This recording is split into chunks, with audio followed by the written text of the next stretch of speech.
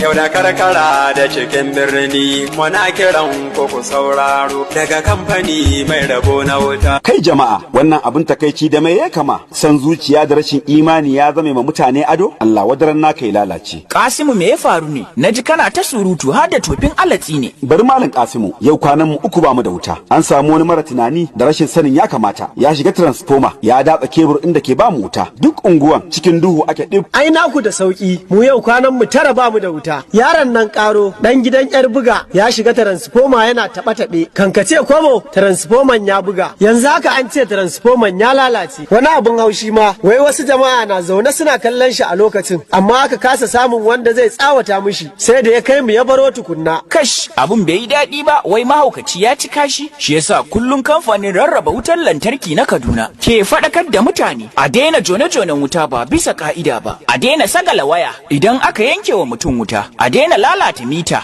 sauran kayayyakin samar da wutar lantarki. Uwa uba, a daina sa 'yan bani na iya shiga transformer da zimmar yin gyara. Kai ko halleru, ai nan gaba sai kun yi tara so tara ba ku samu wuta ba, in dai za ku ga ɓata gari suna lalata kayan amfanin jama'a kuma ku ƙi yi musu tsawa. To ai in kunne ya ji, masu iya magana kan ce jiki ya tsira. Sata da lalata kayayyakin lantarki babban illa ce ga al'umma, kuma yana kawo koma baya ga tattalin arziki da jin daɗin jama'ar ƙasa. Mu kai rahoton duk wanda muka ga yana aikata wannan laifi ga hukumar 'yan sanda, civil defense ko ofishin kamfanin Kaduna Electric mafi kusa. Wannan sako ne daga kamfanin Kaduna Electric. Yau da karkara da cikin birni muna kiran ku sauraro daga kamfani mai rabo na wuta.